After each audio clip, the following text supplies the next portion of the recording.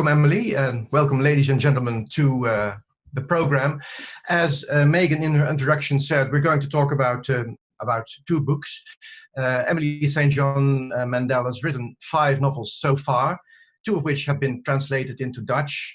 Her 4th novel, her breakthrough novel, Station 11, Station 11, and as Megan has showed us, The Glass Hotel, Het Glazen Hotel, her most recent book. But Emily, I would like to talk about, let's say, your background. You're a Canadian author living in New York. Can you tell me something about how this came about? I understand you were born on a small island. I grew up in a small island near British Columbia in the west of Canada, and came to New York via Toronto. What happened? All right. How did we get here? Yes. That's correct. I was born on Vancouver Island, British Columbia. So if you look at a map of Canada, it's the sliver of land to the very extreme west. Lived there till I was 10. Then we moved to Denman Island, British Columbia, which, if anybody's read Station 11, that is the island in the book. I fictionalized it so lightly. It's really exactly as I described it. A very rural, very small, very beautiful place. When I was a child, I was homeschooled, and what that meant was that I had an enormous amount of time to read. And there was a period of time when I was about 8 or 9 years old when one of the requirements of the curriculum was that I had to write something every day, a little short story or a poem or something along those lines.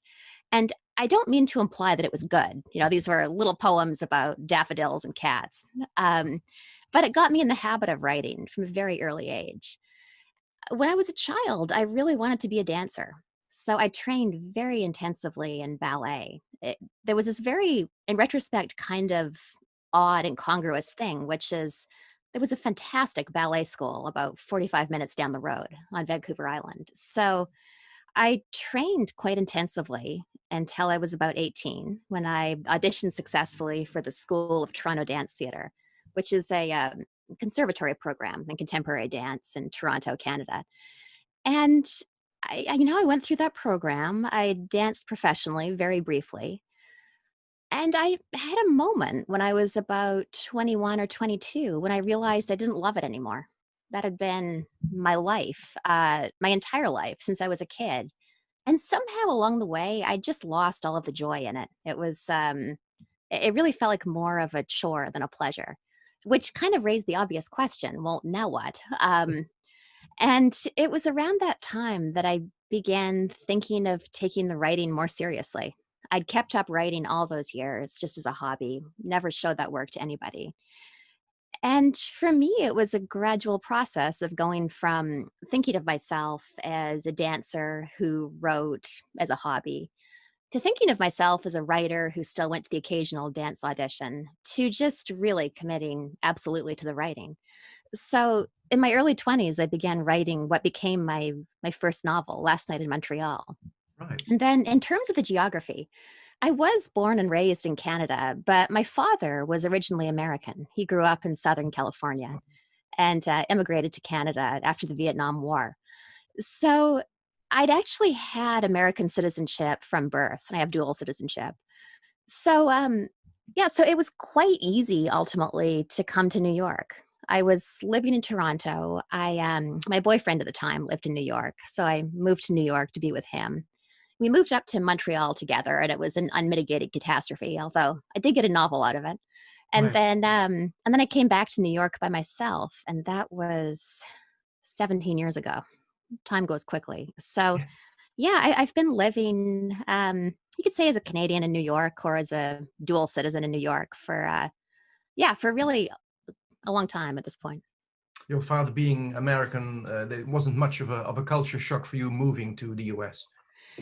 I find the culture shock, it is there. They're not vastly different countries. And I think most Canadians would be mortally offended to hear me say that. But it's true. These are not wildly culturally different places. But the cultural differences do exist. If you grow up in a country with very strict gun control laws, as Canada has, then I cannot express the shock of living in the United States, where too many Americans of my acquaintance, not all, but too many, seem to view gun violence as something almost like the weather. Like, tornadoes are terrible, but what are you going to do? Whereas I come from a country that had a problem and solved it by means of legislation. So, yeah, things like that come up sometimes. Healthcare, of course, that's a big one. I've lived in the United States for most of my adult life at this point. I absolutely cannot wrap my head around the healthcare system. It just seems insane to me. So there are these cultural differences, but yeah, to your point, they're not, for the most part, aside from a few issues like that, it's not a shockingly different place. Yeah. Now you live in New York, in Brooklyn. Mhm. Well, we can't, I suppose, go around the question like how's your present situation? We've heard a lot of news in the news, and not about New York, the situation in New York.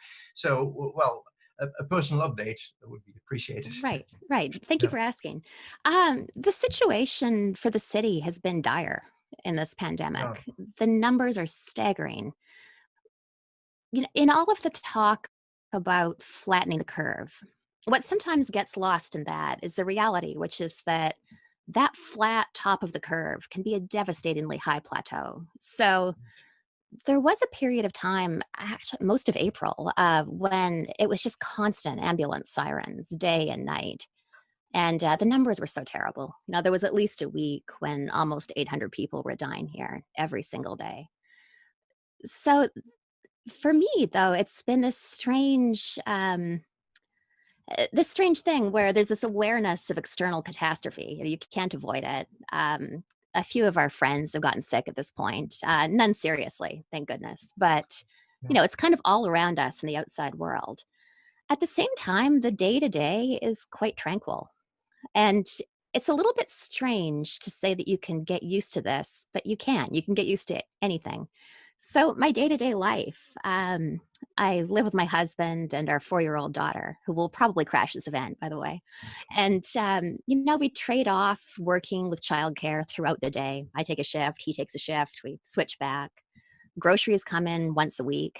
We have a really lovely rooftop terrace with a container garden that I've been building up for years. So I've been spending a lot of time gardening. So, day to day, it's fine. It hasn't been that bad. Yeah.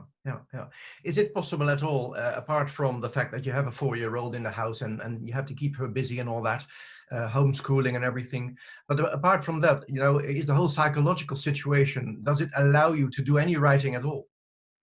I had a lot of trouble with that in April. It seemed to me that every time I came to my desk, I would hear another ambulance siren. And I'd have Right. these moments of thinking, wait, how many sirens am I listening to simultaneously? And it often seemed like several. And during that time, it was often not possible to write. It's hard not to imagine the person gasping for breath in the back of the ambulance is the reality of it. So that was difficult. It's gotten easier lately. Um, Partly just the sort of slightly troubling reality that one can get used to anything. And also there are fewer sirens. The numbers are getting better. Right. So yeah, I think it's that combination of things. Lately I have been working. Right. Well, as it happens, 6 years ago, obviously you published Station 11, which was about a pandemic. Maybe for those of us who haven't yet read the book, could you tell us something about the nature of that pandemic and perhaps how it is related, or well, compare it maybe to the present situation of the corona pandemic, sorry, we're suffering now. Sure, absolutely. Um, I have to say the pandemic in Station 11 was quite a bit worse. There was a wild mortality rate in the book, something like 99.9%. And really, my thinking with that book was I wasn't really interested in writing about a pandemic per se, or even really about the collapse of civilization. The project there was I was interested in writing about a post technological world.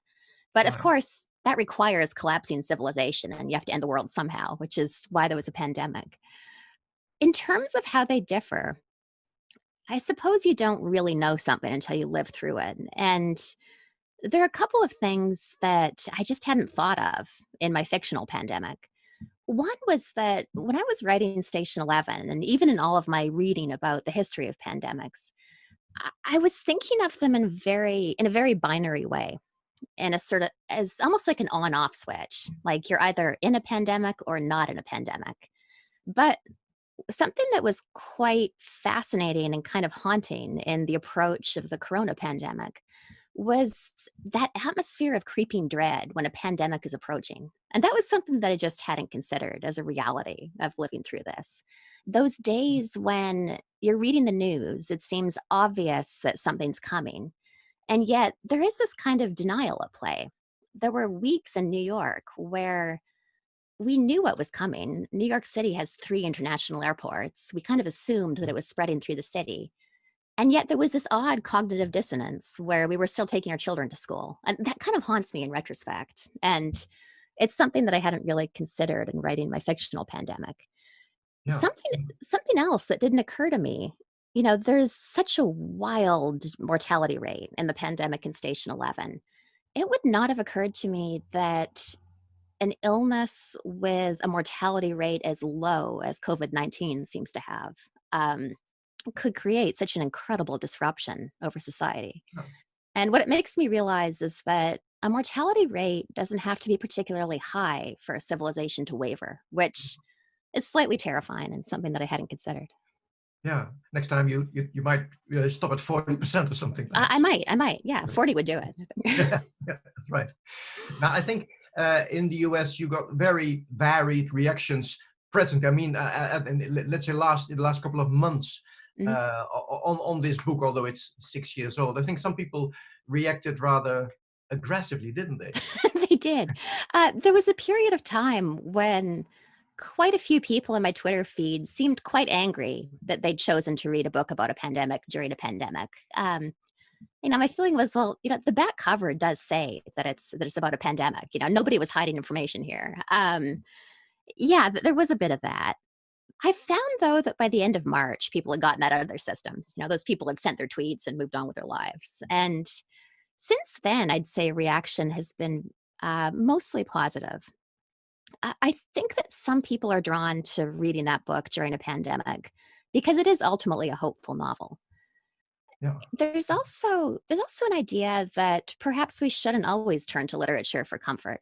Perhaps that's also a way to face head on our darkest fears. And I think that's why people are reading pandemic novels now, and why movies like Steven Soderbergh's Contagion are suddenly quite popular. So Yeah. it's interesting to see. For myself, I would not personally read a pandemic novel during a pandemic.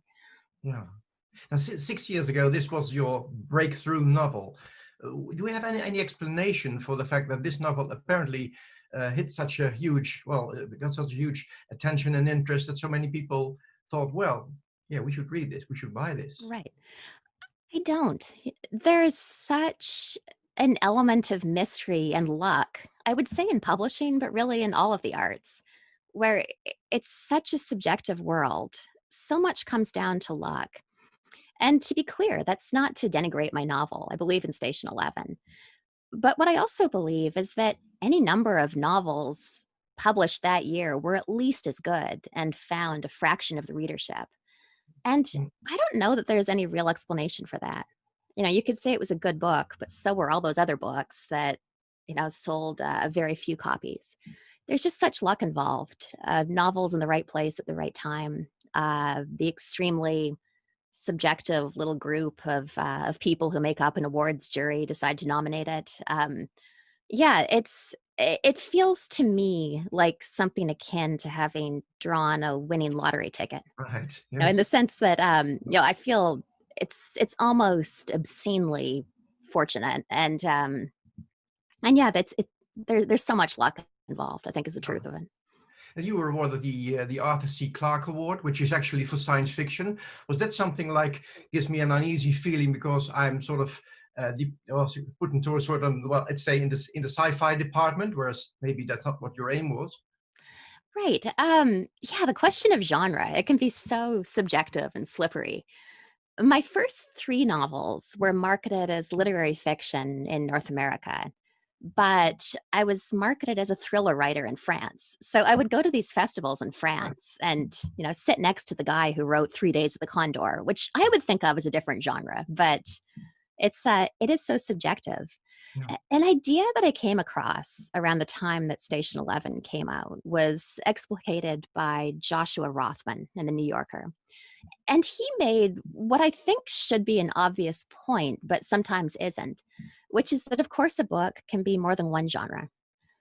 And, it seems obvious, but we have such a tendency as a species to put things in their own narrow silos. It's one or zero, black or white, sci-fi or literary fiction. I love the idea that it's both. So I don't really like it when I'm categorized as, it sounds so pejorative to say just a sci-fi writer. I really enjoy science fiction, but I like the idea that a book can be more than one thing. Yeah. There's one character in the book. She's called Miranda, and she's like you. She's from a small island in British Columbia, and actually she provides the title of the novel. She has written, or she's working during the novel. She's working on a graphic novel called Station 11. Could you tell us something about what actually this novel, or this graphic novel, what it is, and why you chose to name it, to use it as the title of your book? Sure, absolutely. Originally, when I was writing Station 11, the graphic novel was quite unimportant. I was just thinking of it through the lens of Miranda's character. I had a very clear idea of her from the beginning as this person who'd graduated from art school, therefore found it necessary to take on an administrative job, which, as the graduate of a program in contemporary dance, was something I knew a great deal about. And then the situation of practicing one's art around the margins of the job, which probably the overwhelming majority of artists experience at some point or another. So I was just thinking in terms of, well, what's her art going to be? I liked the idea of it being something she could practice at her desk. So no painting or sculpture. I really like graphic novels. I think they're an interesting way to tell a story. So I thought, I know, she'll be a graphic novelist. And then I didn't really think that much more of it. But as I was revising the book, I realized that I'd created this kind of accidental parallel between the world of the graphic novel and the world of the overarching novel, where in the Station 11 comic books, they're about a small group of people marooned on a space station, which is to say marooned in a world that they never could have imagined, which is, of course, the situation of the people in the novel. They're marooned in this future that would have seemed improbable, that sense of being marooned in a strange world. Right. So it began to seem to me that I could use the comic books as a way of amplifying that sense of alienation and strangeness. And because all genres have different rules, you can have a character in a comic book stand there and say, as Dr. 11 does, I stood looking over my damaged home and tried to forget the sweetness of life on Earth. You can't really just drop that into a novel. It sounds kind of cheesy. But you can have a character in a graphic novel say it. So it began to seem more and more important to the novel. And also, if we're being honest here, titles are really hard. It's really hard to come up with a good title. So I love the sound of Station 11. Yeah.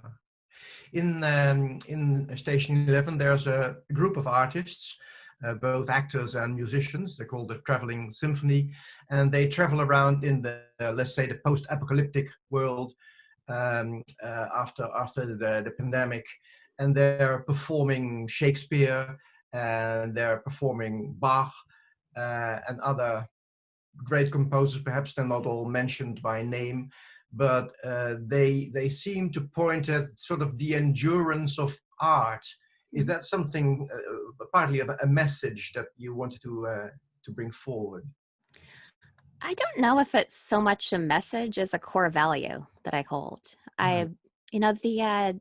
The line that's painted on the side of the symphony's caravans, rather, is "Survival is insufficient," which is a quote from Star Trek.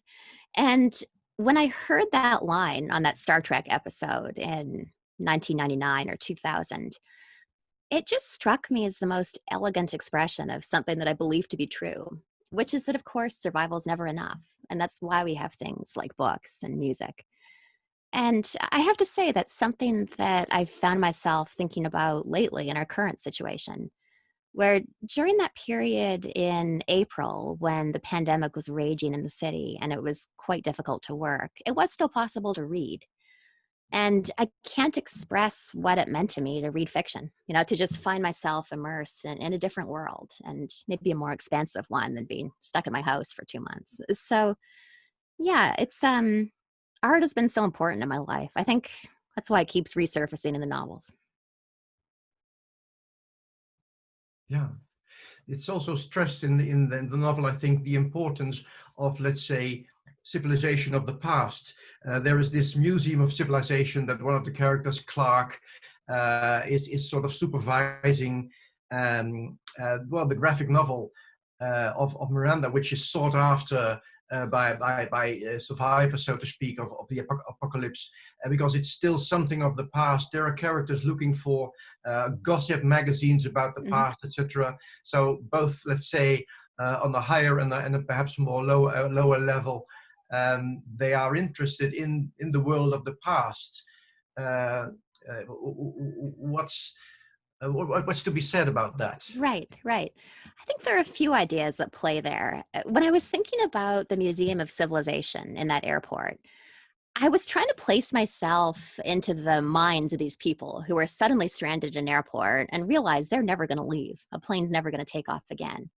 So imagine yourself there, camped out in the terminal, realizing that you've flown into an entirely new world and that everything's different and the old world's not coming back. What are you going to do with your iPhone? It's useless. You can't plug it in, but you're not throwing out that precious artifact, the lost world. I think I'd want to put it on a shelf and be able to look at it sometimes. So it seemed to me that creating that museum would just be a very natural human thing for people in that world. Yeah. And then something that really interested me as I was thinking about what survives, broadly speaking, and then also what survives the calamity of Station 11, of the flu pandemic, is just the randomness of it, the randomness of what survives. We have a lot of Shakespeare plays, but scholars think that there are others that were just lost over the centuries. Right, yeah. So why do we have Love's Labor Lost, but Love's Labor Found, which is thought to have existed, didn't make it? There's just such randomness to it. So I liked the idea that Shakespeare's plays would have survived into this new world along with the Beethoven and the Bach, but perhaps also a self-published comic book could have deep meaning to some writer, to some people in that world. Yeah. And then further to that, you made an interesting point about sort of high versus low culture. I think that what we tend to lose sight of with Shakespeare is that was the popular entertainment of the day. We have a tendency to think of Shakespeare in these incredibly elitist terms. If you say, "Oh, I'm going to a Shakespeare play," people are like, "Wow!" But that was the television. That was for the people. So I like the idea of trying to collapse that a little bit. One of the very interesting things about your books is the way they're shaped. Basically, their structure. They're not, let's say, traditional books that start at the beginning and end the end. But we get a lot of flashbacks. We get perhaps maybe not flash forwards, but anyway, references to future events, which evoke a certain tension, etc. One thing that becomes clear to me as a writer is this: either this must take an enormous lot of planning, or it must take an enormous lot of rewriting, or a brilliant mind, or I don't know what. But you get continuity problems probably when you move back and forwards in time. How do you do it? And why do you do it, Pat? Why do I do it? The why is easier. I'm not sure that I know how to write a linear novel. I've written 5 novels, and they all move wildly around in time with different points of view. And that seems to just be the most natural way for me to tell a story. It's also, I have to say, an interesting way for me to tell a story. I love the feeling of putting together a giant jigsaw puzzle, trying to see the order of sections and where characters recur. How I do it, there is no planning. It's just endless revision. So I'll just kind of wing it. I just start with a scene. I start writing it. That turns into a chapter. I begin to have some idea of characters. It gets longer and longer. I'll lose sight of where I was going and start writing something completely different, and with the idea that I can figure out later how it all fits together. And then after about a year of this, I have the most unbelievably messy first draft. It's fairly incoherent at that point. And No. I really find the novel in the revisions. For me, the first draft, it's like the block of stone in which the sculpture finds, the final thing. Yeah. Yeah, I just go over it dozens of times over a period of years. And as I'm reading it, at first I'm trying to solve massive problems. You know how first drafts are. The decade will change between pages 6 and 7. So at first you fix the massive problems, then the smaller problems. And the whole way, every time I'm going over it, I'm trying to further refine it to create connections between sections and characters and figure out which order things should go in for a maximum degree of effect, of narrative tension. So yeah, it's all revision for me. Yeah. Okay. So that is but because you don't like sort of to plot things in advance, you like to let things happen while you're in the writing process. I do, which has negatives, I'd have to say. The negative is truly is catastrophic. It's a terrible mess. On the positive side, there is a real possibility of surprise if you're not working from an outline. So, with The Glass Hotel, maybe that was most notable. My original idea for that book was to write about a Ponzi scheme, a massive white-collar crime. Yeah, I was fascinated. The term Ponzi scheme for the Oh, Dutch yeah, audience, sure. A Ponzi scheme is a fake investment scheme. So if, as an investor, you were drawn into a Ponzi scheme, you would give your investment money to the investor. But instead of investing it, he would give it to people who'd already invested and tell them that those were their returns. And so the people who invested first get the most amount of money, and it trickles down until it all falls apart. So I was fascinated by the Bernie Madoff Ponzi scheme, which Madoff, that was the biggest financial fraud, definitely the biggest Ponzi scheme in American history, a $65 billion with a B dollar US Ponzi scheme that collapsed in 2008. And although all of the characters in the Glass Hotel are fictional, that was the central crime that I based it on. So to return to the question of process, my idea had been to write a novel that was very tightly focused on a massive financial crime. But then this ghost story element started creeping into it. And then, by the time it was done, I had this book, which it's quite difficult to describe The Glass Hotel. It could reasonably be described as a ghost story with a crime in it rather than a crime novel. So, that is one of the positive things about working without an outline is sometimes a book can veer off on an unexpected and possibly more interesting direction. You said a ghost story. There is in Station 11. There's a little scene. It was one scene perhaps with a ghostly kind of nature. There is some discussion about the existence of ghosts, but in the Glass Hotel, it's very obvious. It's a constantly recurring theme. Many characters are in some way or other haunted or have visions. When and why did this moment arrive that you thought, well, I actually want to write a ghost story, which is of course a very long tradition with some very respectable examples, very respectable books with the popular theme of ghost stories. When and why did you decide that you would want to use that sort of format? Well, the way it started was I was imagining this character, this criminal, Jonathan, who runs the fraud in the book. I was imagining that perhaps he was haunted in prison by the ghosts of some of his investors who died following the scheme, who committed suicide or other things that happened to them.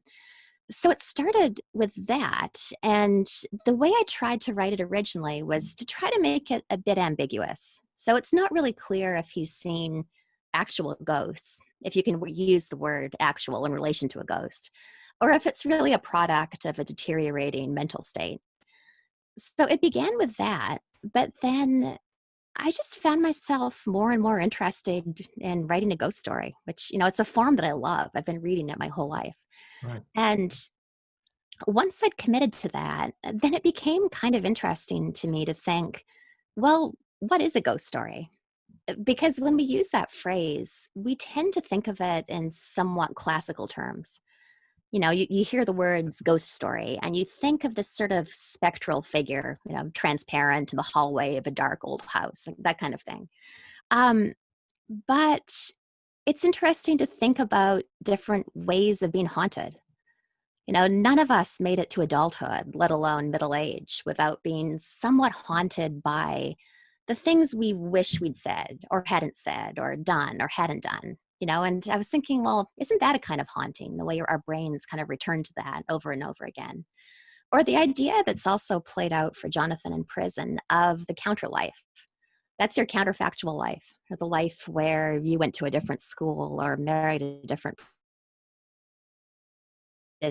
instead of staying, or vice versa. And it's interesting to imagine the idea that perhaps our lives are haunted by our counter lives, which is to say, haunted by the ghosts of the lives we didn't lead. So, once I committed to that idea, I tried to set up the book so that every section is concerned in some way with some kind of hauntedness, as an organizing principle. And it just took over the project. I found it more and more interesting. Yes, the idea of a counter life or a parallel universe, and there are some other terms used for that in the book. It's a constant. It's something. It's very much, one might say, one of the themes of the book. The idea that things might have gone this way, but it might have gone the other way as well. And in fact, there's a nice little reference in which one of the characters says, well, what if this Georgia flu, which is so important in Station 11, of course, if it hadn't been contained in such an early stage, but had been a real disaster, what would have happened? Which is, of course, very nice for every reader of Station 11. Right. You all know what happened. Right. Yeah. And so the idea of parallel universes is very alive and very important to several of your characters, right? It is. It's an idea that fascinates me. Just imagining the counterfactuals, as historians put it. You can think of the massive counterfactuals. What if Germany had won the First World War? How different European history might look. Or you can think of the sort of ancestral ones, I guess. Suppose that one of my great-grandparents hadn't emigrated from London, that kind of thing. Or the personal ones, which are maybe the most obvious, maybe the most interesting to us personally, because it's our lives. What if you had married somebody else? Or if you hadn't been at the party where you met your future spouse? Like those moments. These are ideas that I'm drawn to. And maybe it's just a function of being a novelist that we're always thinking about counterfactuals because we're always composing lives and narratives, just as part of the nature of our work. Now, one interesting aspect is that in both your novels, you devote quite a bit of attention to what is normally in our lives a rather obscure element, obscure world, basically. That is the world of international shipping, which it's in both books, and it gets a fair share of the book, and it's very interesting. It's also something. Well, I never thought about that. Maybe that's the reason, but it's interesting that it comes back in both books. This so more or less shadowy kind of world of international shipping. Yeah, I first came across that world over 10 years ago. I think it was an article that I read in 2009 in the Daily Mail. I want to say the writer was Simon Perry, and the title of the piece was something like "The Ghost Fleet of the Recession," and he was describing this very strange, kind of surreal situation where, given the 2008-2009 economic collapse, there was just no demand for ships, because if nobody's buying anything, then those things don't need to be shipped across oceans.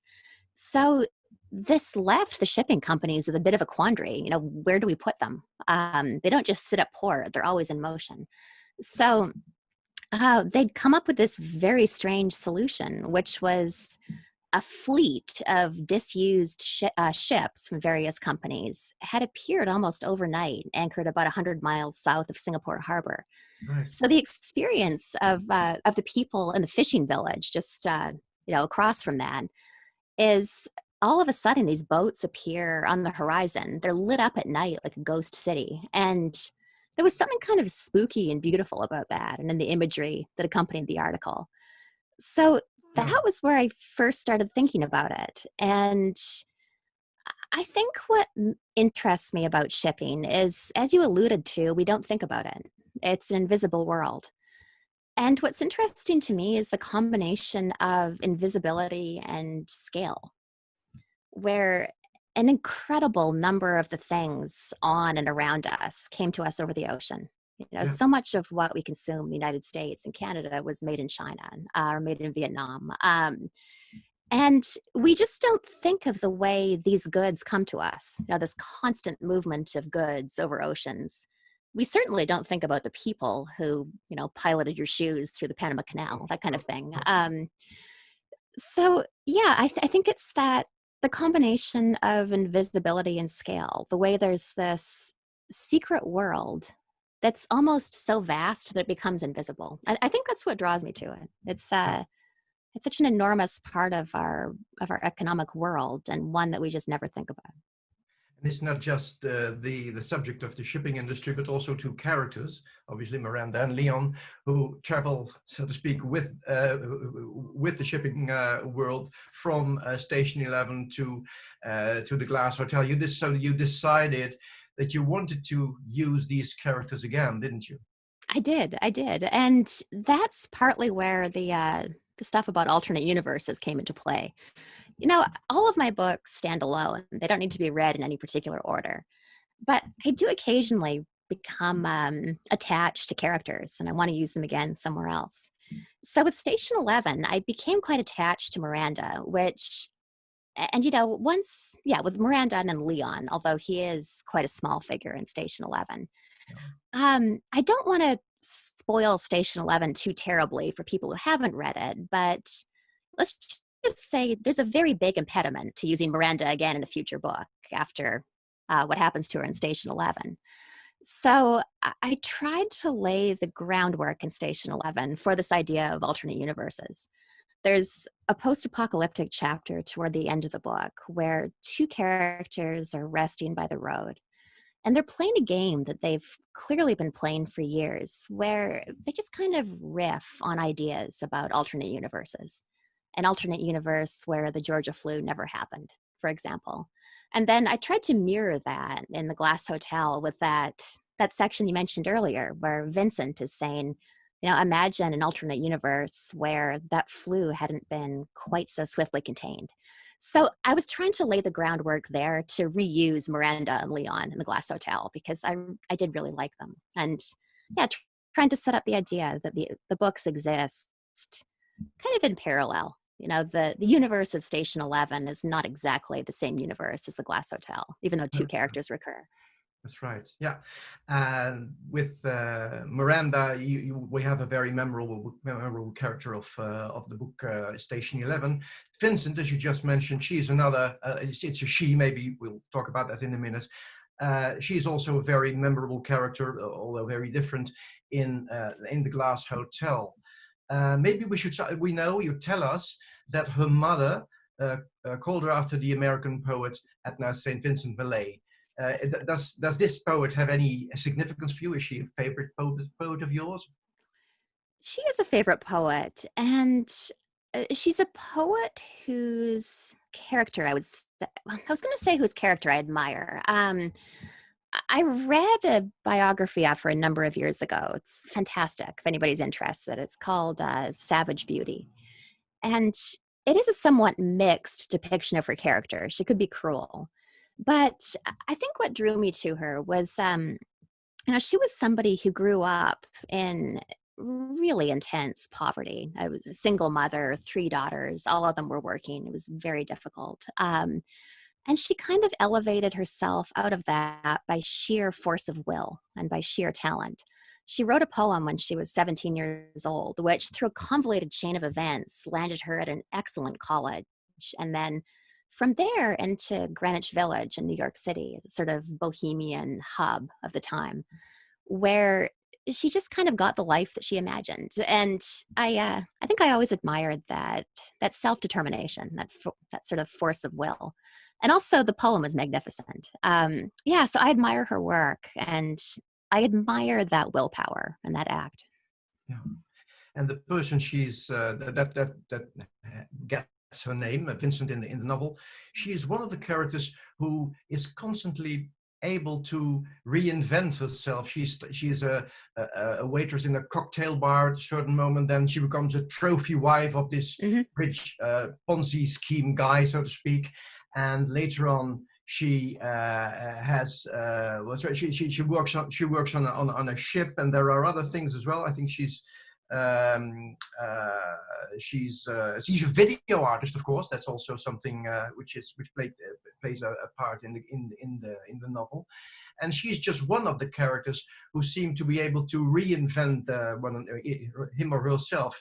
Goes for Leon, her former executive, who later becomes something like a jack of all trades, I suppose. Right. Her half brother Paul, there are moments when he is a failed student or a failed night concierge, whatever, and sometimes then he's a famous or at least a successful musician using the video art of his sister, and later on he's down again and he's a drug addict, and so there are a number of characters. Jeevan is an example as well, who have various careers, perhaps various lives. So even within the same universe, they seem to have multiple lives in a way. It's true, yeah. It may have something to do with my having trained as a dancer, and now I'm a novelist. I have no training as a novelist. That was a new life I invented. I suppose it's also that I see that so often around me. One of my very good friends is a therapist who, when I met him, he was doing stand-up comedy and had a band, so I feel like we live so many different lives during the course of our adult lives these days, perhaps much more so than, say, my grandparents would have, where, you had one or two or maybe three jobs in your entire life, and you stuck to one, to each one of them for decades. We're so fluid now in terms of what we do with our lives. So yeah, I do find myself drawn to that. I remember when Station 11 came out, getting a fair amount of criticism from some reviewers about Jeevan's transformation from, I think he's like an entertainment writer at the beginning of the book, who becomes an ambulance driver. That doesn't seem weirder to me than having gone to school for contemporary dance and now writing novels. Right. Although we like to think in our country, I guess in Europe, that it's also a very American thing, that you're always able to reinvent yourself. Right. You recognize that that's a North American thing. I think it's more American. Canada too, but there's a level of hustle, for lack of a better word, in the United States, which has to do, I think, with this being a comparatively difficult country to live in. Canada has a much stronger social safety net. It's not as hard a country as the US is. Right. And, with the US, there's just such a high degree of risk that I think it gives people this kind of nervous energy. I don't know, but yeah, it is possible that reinvention is something that people do more readily here. I'm not sure. Right. I have two questions from the audience, which came in through a chat. The first one is, what were your thoughts when you heard a pandemic was upon us? Probably the same as everyone else. I mean, when I was writing Station 11, I did do a fair amount of research into the history of pandemics. And something that does become clear when you read about them is that they are something that happens to us as a species. And that is not to minimize the awfulness of our present moment in any way, but all of us are descended from people who survived one pandemic or another. It is this kind of recurring part of the human condition. So maybe that helped a little bit, but also, I think I had the same anxieties as everybody else. Will the schools close? Are we safe? Will we be able to get groceries? Just the logistics of it. Yeah. Okay, thank you. The second question is as follows. As an aspiring writer, I wonder, do you wait for inspiration before you start writing? You said things develop while you are writing, but does that always happen? Or can you force yourself to lead yourself towards a situation where you're able to write? Your stories are so creative that I wonder how this creativity works for you in your writing process. I think you have to approach it as a job, in the most unglamorous way possible, is my personal opinion. I've always felt like if I waited for inspiration, I'd never get any work done. I think that forcing yourself, which sounds so negative, but that is the truth of the matter, to just sit down and work is probably the way to go. Something that I've personally found very helpful in that is reconciling yourself to the idea that your first draft will be bad. That's what first drafts are for. So, you're very unlikely to sit down and write something dazzlingly brilliant, but that's not the point of the first draft. The point of the first draft is just to get something on paper, which you can then refine. So, yeah, I think doing it as often as you can is really helpful.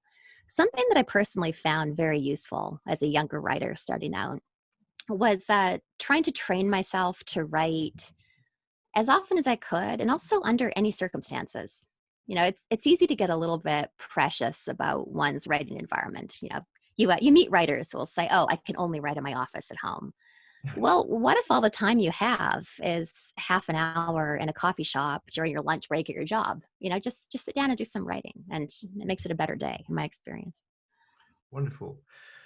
Well, these are the two questions that came from the audience. I think actually we are through. We've passed our 45-minute time slot. So I'd like to thank you very much from New York for your answering our questions here from the Netherlands. I would like to encourage people in the Netherlands indeed to buy your two books that are in translation, and perhaps the other ones, the first three ones, are also in their original American edition or the Canadian edition available. I think probably Megan will now take over from the organization. I'd like to thank you very much once again for being with us here tonight. And I really hope that one day, yes, of course, you'll be able to come to us in person. I would love to. Thank you so much. It's been such a pleasure. Thank you very much.